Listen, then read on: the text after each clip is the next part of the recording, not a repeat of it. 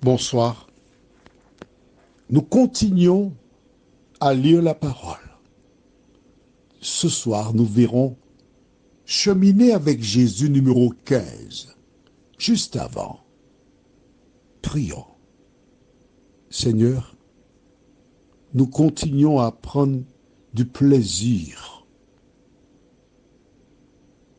en lisant, étudiant la parole. Car c'est l'œuvre du Saint-Esprit qui nous enseigne et nous conduit dans toute la vérité. Merci une fois de plus d'achever ton œuvre en nous. Nous t'avons demandé cette grâce au nom de Jésus et pour ta gloire éternelle. Amen. Nous lisons dans Luc chapitre 15, les versets 28 à 30. Il se mit en colère et ne voulut pas entrer. Son père sortit et le pria d'entrer. Mais il répondit à son père, « Voici, il y a tant d'années que je te sers sans avoir jamais transgressé tes ordres. Et jamais tu ne m'as donné un chevreau pour que je me réjouisse avec mes amis. Et quand ton fils est arrivé, celui qui a mangé ton bien avec des prostituées, c'est pour lui que tu as tué le veau gras. » Oh, je voudrais t'inviter à voir cette scène. Je vais te raconter comment ça s'est passé. Le père est sorti et la Bible dit, il le pria d'entrer. Mais mon fils, Pierre, c'est ton petit frère. Viens, ne reste pas dehors. Que penseront les gens quand ils te verront à l'extérieur là comme ça? Pierrot, Doudou, mon petit garçon, viens, entre avec nous. Et il répondit à son père, pointant son doigt, son index dans le visage de son père. Hein? Voici tant d'années que je te sers comme un esclave. Oui, le matin avant le lever du soleil, je suis déjà dans les champs. Je m'occupe de tout. Le chiffre d'affaires, hein, il a triplé depuis qu'il est parti. Je me défonce. J'entre le soir tard. Je fais tourner la baraque, je te protège, tout cela. Et tu m'as jamais, même pas une fois, dit, mon tiens, le veau gras qui est là, on va le manger ensemble. Non! Tu n'as rien fait pour moi. Et quand ton fils, c'est pas mon frère, hein? Olivier, c'est pas mon frère, c'est ton fils qui est là, est venu. C'est qui, Olivier? Il a été mangé ton bien, ton argent avec les prostituées. Il a été donné l'argent aux prostituées. Comment le sait-il? Comment le sait-il? Parfois dans des communautés, des agents de Satan racontent des mensonges. Mais là, nous savons, parce que Olivier a vécu dans la débauche, que c'est vrai. Il a probablement demandé à quelqu'un de surveiller, de suivre, de voir. Il avait l'information que son frère était dans une situation difficile. Qu'a-t-il fait? Il n'a rien fait. Toi qui m'écoutes, ta sœur, l'enfant de ta maman, ton frère, il se trouve dans des situations difficiles. Que fais-tu? Fais-tu comme Pierrot? Ah, ça c'est ton problème. Il a fait son choix, il supporte les conséquences. Ce n'est pas mon problème. Je n'ai rien à faire de cette affaire.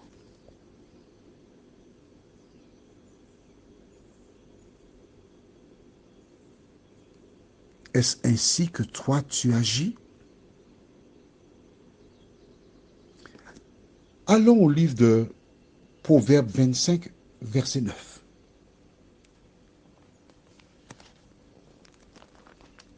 « 25, verset 9 déclare « Défends ta cause contre ton prochain,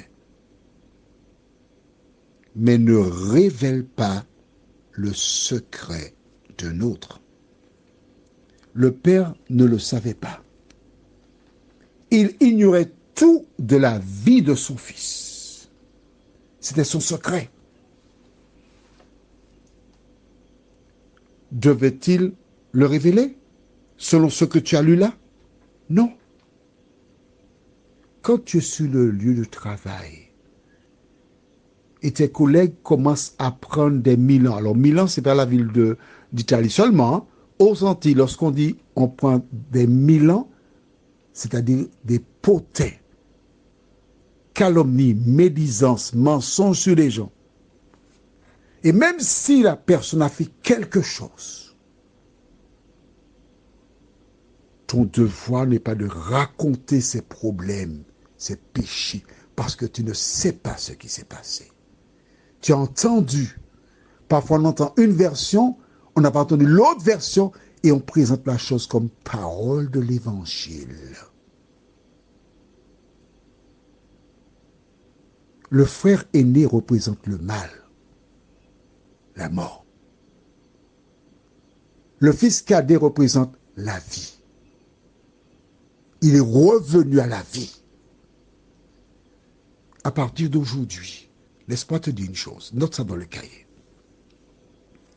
Matthieu 24, verset 14. Matthieu 24, verset 14.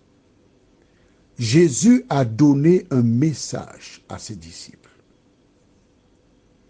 Le seul message qu'il leur a donné à proclamer se trouve dans Matthieu 24, verset 14. Je cite, « Cette bonne nouvelle du royaume sera prêchée dans le monde entier pour servir de témoignage à toutes les nations, alors viendra la fin. » La fin, F-I-N, la fin du monde. Si quelqu'un se dit chrétienne ou chrétien, il ne peut pas te raconter des Milans, des potins. Le seul message qu'il a sur les lèvres, c'est de dire aux gens, Jésus revient bientôt. Le frère aîné représente la maison de Satan. Allons dans le livre d'Apocalypse, chapitre 12, verset 10, à la fin de la Bible. Apocalypse, chapitre 12, le verset 10. Que dit la Bible? Tu as trouvé?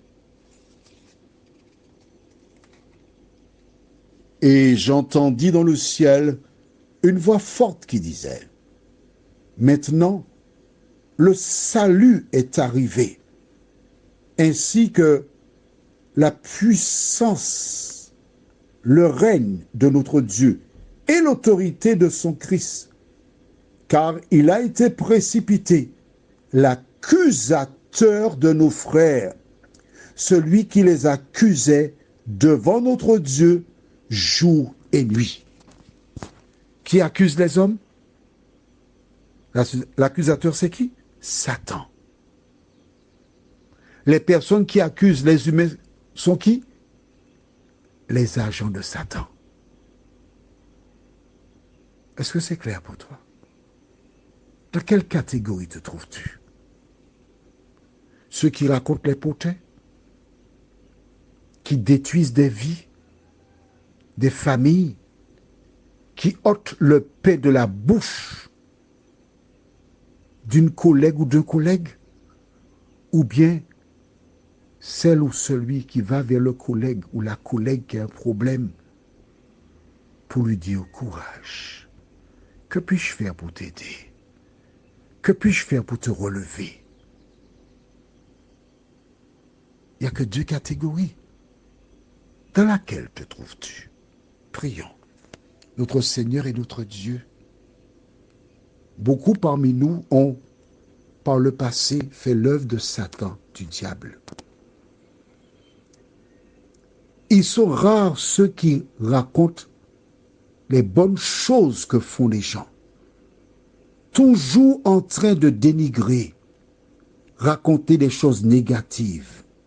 Seigneur, de nous aider à garder à l'esprit que chaque personne sur terre est un enfant créé par Dieu et qu'il aime tous ses enfants.